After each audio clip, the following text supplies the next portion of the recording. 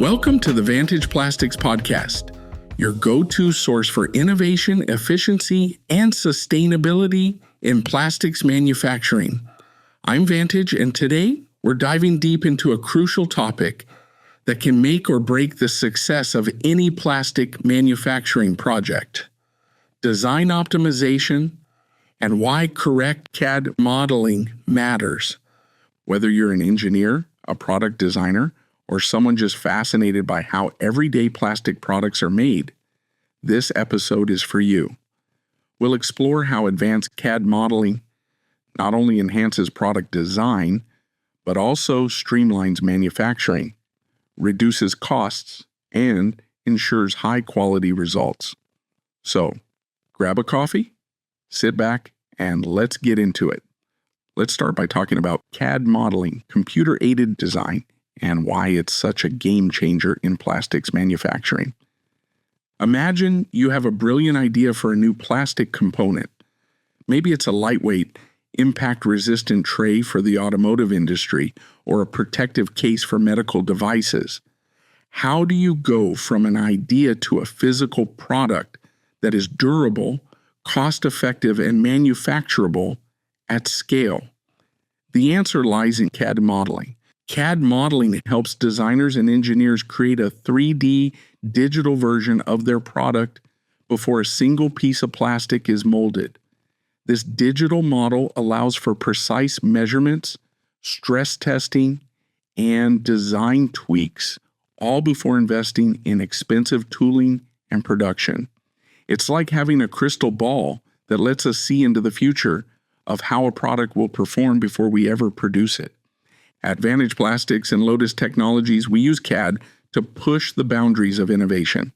Our goal?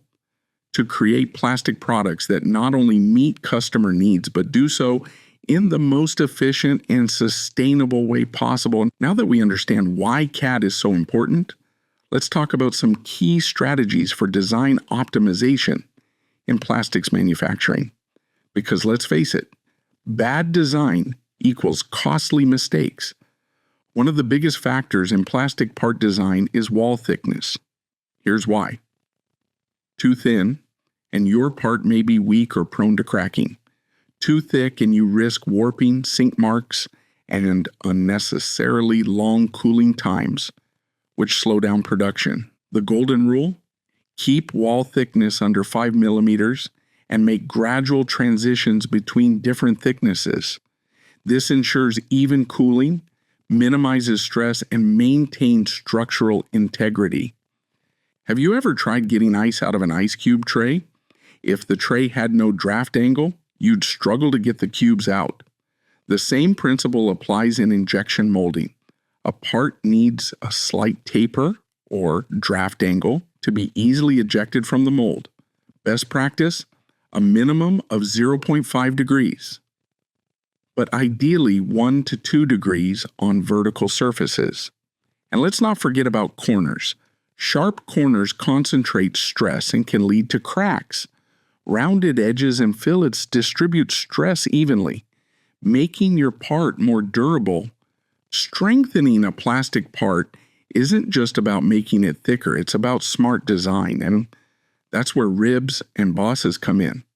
Ribs add strength without adding unnecessary material. The sweet spot? About 60% of the wall thickness. Bosses, those cylindrical features that allow for fasteners or connectors, need proper spacing to maintain structural integrity. These small details make a huge difference in part performance. So, we've designed a great part. Now what?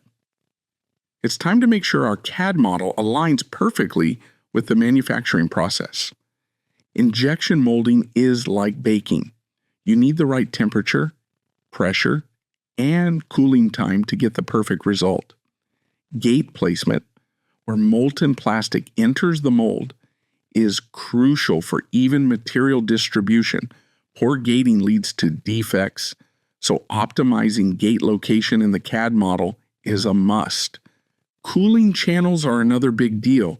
Efficient cooling means shorter cycle times and consistent quality.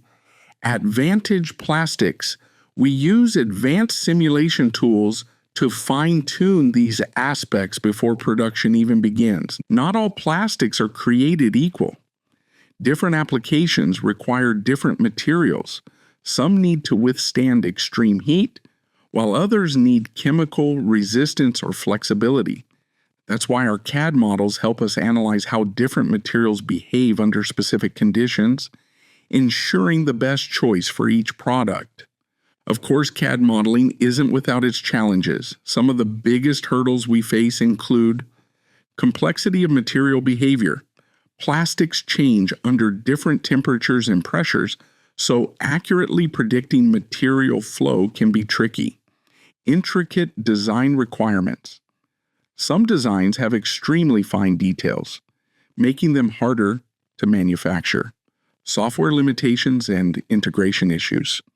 Even the best CAD software has limits, and ensuring seamless integration with manufacturing tools is key. Overcoming these challenges requires experience, precision, and the right technology, which is exactly what we bring to the table at Vantage Plastics and LOTIS Technologies. So what's next for CAD modeling in plastics? Well, the future looks exciting. Imagine software that thinks like an engineer, suggesting the best designs based on weight, strength, and cost constraints. AI-driven CAD modeling is revolutionizing the industry by automating repetitive tasks and optimizing designs like never before. Collaboration is the future. Cloud-based CAD platforms allow global teams to work on the same design in real time. And with virtual and augmented reality, engineers can walk through their designs before manufacturing even starts. Talk about next-level efficiency. That's a wrap on today's episode. We covered the critical role of CAD modeling in plastics manufacturing, key optimization strategies, and exciting innovations on the horizon. If you enjoyed this episode, don't forget to subscribe and leave a review. And if you're looking for expert plastics manufacturing solutions, reach out to us at Vantage Plastics and LOTIS Technologies. We'd love to help optimize your next project. Until next time, keep innovating, keep designing, and keep making the world more efficient, one plastic part at a time.